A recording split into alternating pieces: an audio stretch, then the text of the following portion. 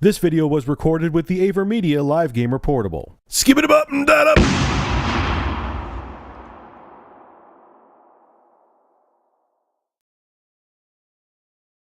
So this is an interesting one. I have an article below where DICE is talking about the features of Battlefield 4, and they're saying that because the Xbox One and PC are going to use DirectX 11.1 API, they're going to be able to take advantage of a lot more features. It's going to run faster on the CPU and GPU of the Xbox One and PCs, and it's going to utilize DirectX 11 features. So on consoles, according to this article and according to DICE, the Xbox One version is going to be the quote-unquote definitive version. Now, I kind of saw this coming already. I mean, I'm not a programmer by any means, and I'm not a software engineer, but DICE was primarily for a very long time a PC company, you know what I'm saying, and they're familiar with that platform, and the Xbox One is using DirectX, you know, it's not using OpenGL like the PS4 is using, so they're more familiar with it. They know how to do all the work with DirectX 11, they know how to make all the magic happen,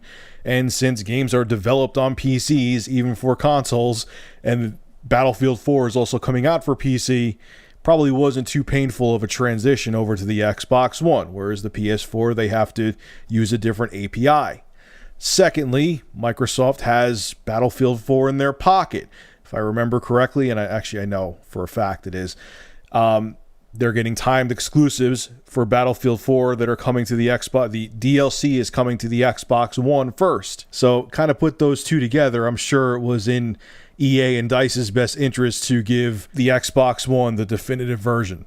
I mean, let's just keep it real here. I think we're going to see this a lot this generation, where it's going to be constant back and forth, where one developer is going to say, oh, we can make games look better on the PS4, and another developer is going to say, oh, they look better on the Xbox One, you know, even though the RAM is slower, it has, you know, DirectX 11 API, and then people are going to say OpenGL has, you know, some features that make it superior, and it's going to go back and forth, you know, and people are going to say positive things about both systems and negative things about both systems, because they're, especially now that we know it's just not just 1 gig of RAM that's being used for the operating system on the PS4, the playing field is more level now. You know, I mean, I understand that the GPU in the PS4 is superior, so on and so forth, but it's not as big of a gap as people initially thought. You know, so it'll be interesting to see this generation. I think it's going to be a lot of back and forth with multiplats and on what system they look better. It's going to be interesting to see what happens. Anyway, folks, make sure to rate, comment, favorite, and subscribe. And as always, thank you for supporting Review Tech USA. Have a good one.